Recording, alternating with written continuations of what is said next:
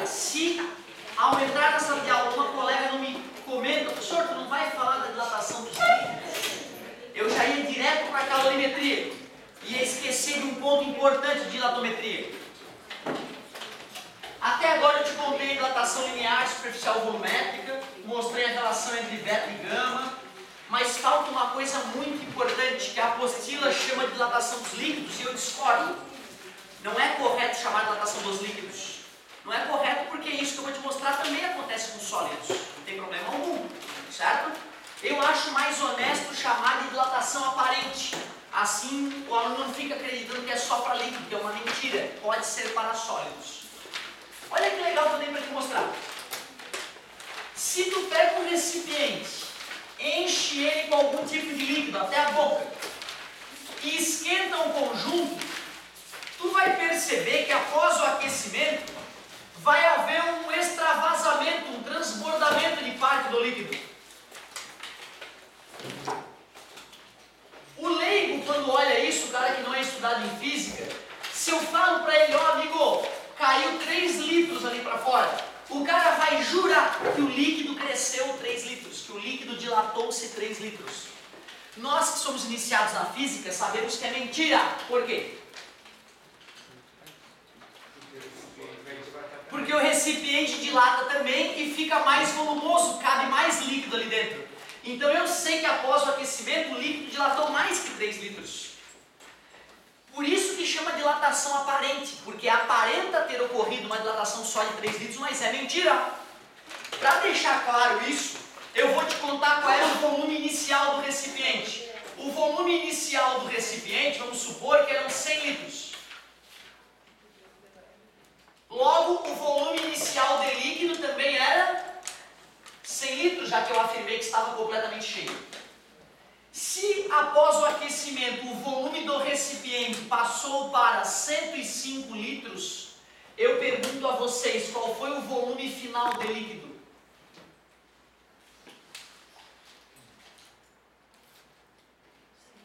Obrigado, garota, pela participação. Eu prefiro que tu erre, não te esquece, mas participa. Tem vergonha, responde internamente. Certo, Fernando? Bom, parabéns. Qual foi o raciocínio da colega? Deixa eu ver. Se a coisa continuava completamente cheia, o recipiente, e tinha 105 litros, então tem 105 litros de líquido aqui. Como caiu 3 litros, 105 mais 3 litros, é verdade, 108 litros. Show de bola. Se eu fosse calcular a variação de volume do recipiente, seria volume final do recipiente menos volume inicial do recipiente. A dilatação do recipiente foi 105 menos 100, 5 litros. Se eu fosse calcular a dilatação do líquido, seria o volume final de líquido menos o volume inicial de líquido, que nesse caso seria 108 menos 100, 8. Como é que eu obtenho a dilatação aparente, o ΔV aparente, a partir do ΔV do recipiente e do líquido? Como é que eu obtenho o ΔV aparente, aquilo que aparenta ter ocorrido, a partir do recipiente e do líquido? Muito bem, 8 menos 5, 3, é verdade. Então quer dizer que quando eu precisar calcular uma dilatação aparente, eu só preciso calcular a dilatação verdadeira do líquido e subtrair a dilatação do recipiente. Uma coisa nova então em dilatometria, a variação aparente, que não é obrigatoriamente de líquido. Tu concordas que eu posso encher isso aqui com areia? Concordas? Beleza? Pode ser sólido também, tá? Então o cara que chama de dilatação de líquidos, ele está viajando, ele não sabe o que ele está fazendo, certo? Mas não vamos brigar com o cara da apostila, tá? O cara da apostila é muito mais foda que eu, sem dúvida nenhuma. Eu só estou comentando isso para tu não enfiar na tua cabeça que é só para líquido isso, porque não é. ΔV aparente é o ΔV do líquido menos o ΔV do recipiente. Pô, que chato, hein? Quer dizer que quando eu quiser calcular uma dilatação aparente, eu tenho que primeiro calcular a dilatação do líquido, depois calcular a dilatação do recipiente, para só depois calcular a dilatação aparente. Será que não tem uma saída para isso? Deixa eu ver. Variação de volume, como é que eu calculo variação de volume? É o volume inicial vezes o gama vezes a variação de temperatura. Como é que se calcula uma variação de volume do líquido? É o volume inicial do líquido vezes o gama do líquido, a variação de temperatura do líquido. Menos. Como é que se calcula uma variação de volume de um recipiente? é o volume inicial do recipiente, vezes o gama do recipiente, vezes a variação de temperatura. Vocês concordam que para a situação estudada o ΔT é igual em todos os casos? O ΔT aparente é o mesmo do ΔT que o líquido sofreu, é o mesmo ΔT que o recipiente sofreu. Tem o direito de dividir ambos os lados da equação por ΔT? Tenho, né? Sabe que eu demorei muito a aceitar por que isso não funcionava, tá? Seria legal tu entender a matemática básica por trás daquele desaparecimento do ΔT. Dividir ambos os lados da equação por ΔT, só isso. O V0 é igual para todo mundo, concorda comigo? Estava completamente cheio, né? O V0 é igual para todo mundo. E aí eu provei matematicamente para vocês por que a gente pode dizer que o gama aparente, o coeficiente de dilatação aparente, é o gama do líquido menos o gama do... Obrigado. Com essa nova equação nós podemos, em vez de fazer dois cálculos de dilatação para subtrair e achar a dilatação aparente, eu posso pegar o coeficiente de dilatação do líquido, subtrair o coeficiente de dilatação volumétrico do recipiente, achar o coeficiente de dilatação aparente e fazer um cálculo só, usando o coeficiente de dilatação aparente. Assim pode economizar alguns minutos, talvez. Então, última equação da dilatometria, coeficiente de dilatação aparente é a coeficiente de dilatação do líquido, não precisa ser líquido, pode ser um sólido, do material, certo? Da substância que está dentro do recipiente, menos o coeficiente de dilatação do próprio recipiente. Eu pergunto a vocês, seria possível que após o aquecimento um líquido aparentemente diminuir de volume sem haver mudança de estado físico? Qual a condição para isso acontecer? O coeficiente de dilatação volumétrico do recipiente maior que o coeficiente de dilatação volumétrico do líquido. O recipiente cresce mais que o líquido, em vez de transbordar, aparentemente vai encolher o volume de líquido, mas é só aparentemente. É isso aí. Para te mostrar um exemplo já interessante dessa parte, como eu cheguei 2 minutos antes de bater o sinal, eu me dei ao trabalho de escrever isso aqui, que eu recomendo que tu fotografes se tu não copiou ainda, certo? Bom, olha só. Um recipiente com volume de 10.000 litros está completamente cheio de um líquido a 20 graus Celsius. Sendo o coeficiente de dilatação linear do material que compõe o recipiente linear, hein? 12 vezes 10 na menos 6 graus Celsius na menos 1, que o coeficiente de dilatação do líquido, então já é volumétrico, é 4 vezes 10 na menos 5, e que o conjunto é aquecido de até 320 graus Celsius, sem mudança de estado físico ou letrinha. Determine a variação de volume do recipiente, o volume final de líquido, o volume que extravasa, o coeficiente de dilatação aparente. Meu Deus, tem muita pergunta. Vamos anotar os dados aqui, vamos tirar do português para o fisiquês. Volume inicial do recipiente, 10.000 litros. Como está completamente cheio o volume inicial de líquido, 10.000 litros. Por incrível que pareça, às vezes o aluno acerta a trave só porque ele esquece que, já que está completamente cheio, o volume de líquido foi dado, né, nas entrelinhas. Falou que a temperatura inicial era 20 graus Celsius. Disse o alfa do recipiente, que é 12 vezes 10 na menos 6 graus Celsius na menos 1. Falou o gama do líquido, que é 4 vezes 10 na menos 5 graus Celsius na menos 1. Disse que a temperatura final que a bagaça atinge é 320 graus Celsius e perguntou qual é a variação de volume do recipiente. Letra B, qual é o volume final de líquido? Letra C, qual é o ΔV aparente, que é o quanto extravasa? E letra D, qual é o gama aparente? Cara, essa questão é bem completa para exercitar a dilatação aparente, bem completa. Se isso aí parece um vestibular discursivo, meu querido, vai dar muito pouco acerto. Tomara que tu esteja entre eles, é só treinar. Olha só, letra A, quer calcular a variação de volume do recipiente? Nada de novo, é só usar os dados do recipiente. Qual era o volume inicial do recipiente?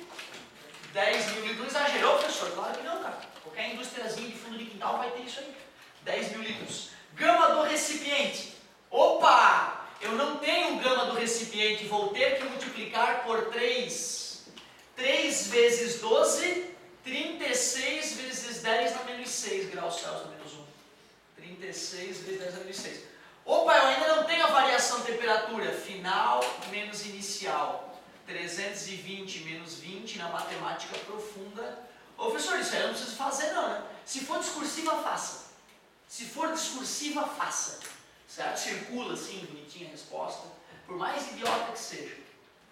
Porque se o corretor tiver duas provas idênticas, perfeitas, uma foi calculada, a outra não, ele vai usar isso para distinguir em alguns décimos a pontuação. Tu vê, né, cara? Então, às vezes, uma preguiçitezinha boba de não escrever isso, uma questão discursiva, pode tirar a vaga. 3 vezes 36, 108, 1, 2, 3, 4, 5, 6. 1, 2, 3, 4, 5, 6. O 10 na menos 6 vai acabar eliminando esses 6 zeros, a variação de volume do recipiente, 108 litros. Depois ele pede o volume final de líquido. Eu primeiro vou calcular a variação de volume do líquido, usando os dados do líquido. Volume inicial de líquido não foi explicitado, mas estava nas entrelinhas, 10.000. Gama do líquido já foi fornecido, 4 vezes 10 na menos 5. Variação de temperatura, 300. Variação de volume do líquido, 3 vezes 4, 12. 1, 2, 3, 4, 5, 6. 1, 2, 3, 4, 5, 6. 10 na menos 5. Vai sumir 5 zeros. A variação de volume do líquido, 120. Tu vê, se o cara está uma gota distraído, ele para aqui e já se arromba. Eu não pedi na letra B, né, a variação de volume do líquido, eu pedi o volume final. Se tinha 10.000 e dilatou 120, claro que o volume final é 10.120. Mas, para a gente mostrar que a gente sabe calcular, o ΔV foi 120, o volume final eu quero, e o volume inicial era 10.000. Menos 10.000 passa para o outro lado, mais 10.000. 10.120 litros. Essa é a resposta da letra B. Pois não. Por que o coeficiente é 4 e não 5? Por que o coeficiente é 4 vezes 10 na menos 5? Porque não é 36. Ótimo, garota. Muito bem. Sabendo que o coeficiente de dilatação linear do material que compõe o recipiente. Para calcular a letra A, ele pedia a variação do volume do recipiente. Então eu tenho que usar tudo do recipiente. Certo? Na letra B, ele pede o volume final de líquido. Aí tem que ser tudo do líquido. Líquido. E ele falou que o coeficiente de dilatação do líquido, beleza? Não, só de falar que é do líquido, como é que eu vou calcular quanto o líquido vai para frente, né? Tem que ser volumétrico, beleza? É isso mesmo, garoto, isso mesmo. Pelo fato de ele ter falado que era do líquido, a gente já tem que entender que era volumétrico. Porque um líquido não tem como calcular a dilatação linear dele, certo? Como é que eu vou fazer? Não, vou pegar o líquido e vou deixar ele alinhado. Eu vou esquentar o líquido vai para frente. Não faz sentido, né? Sempre que eu vou para o laboratório calcular o coeficiente de dilatação de um líquido, acaba calculando o volumétrico, certo? Ótimo, agora eu entendi a confusão. Para finalizar a letra C, aliás, ainda não, né? Como é que calcula uma variação aparente mesmo? Tu pega a variação do líquido e subtrai a variação de volume do recipiente. Isso é quando está completamente cheio, tá, pessoal? Se não estiver completamente cheio, vai mudar um pouco a brincadeira. Variação de volume do líquido, 120. Variação de volume do recipiente, 108. A variação de volume aparente, aquilo que extravasa, 12. 12 litros vão extravasar. O cara que vê 12 litros caindo fora do recipiente vai jurar, se não entender de física, né? Que o líquido cresceu e dilatou 12 litros. E na verdade ele dilatou 120. Ó. Ah, entendi, professor, é sempre 10 vezes menos. Nada a ver. Foi uma coincidência. Não tem nada essa de 10 vezes menos. A letra D eu acho que é a mais bonitinha ainda, quando ele pede o coeficiente de dilatação aparente. É só pegar o gama do líquido e subtrair o gama do recipiente. Eu acho que é aqui o maior risco matemático da questão. Qual era o gama do líquido mesmo? Já tinha sido fornecido, né? 4 vezes 10 na menos 5. Eu tenho que subtrair o gama do recipiente, olha o que foi calculado. 36 vezes 10 na menos 6. Como é que eu vou subtrair essas potências, meus queridos? Por favor, me ajudem. Pior é que não, eu não posso superar isso com isso, porque essas letrinhas são diferentes, tá vendo? Aí seria a mesma coisa que querer fazer 4x menos 36y. Não dá.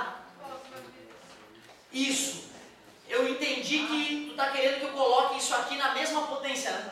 Se eu fizer um pulo da vírgula para cá, fica 3,6 vezes 10 na menos 5. Show! Ou, só para provocar, 40 vezes 10 na menos 6. Só para não te obedecer. Sacanagem, né? Vocês concordam que eu posso multiplicar esse número por 10, né? E dividir esse por 10, vai dar no mesmo, né? Certo?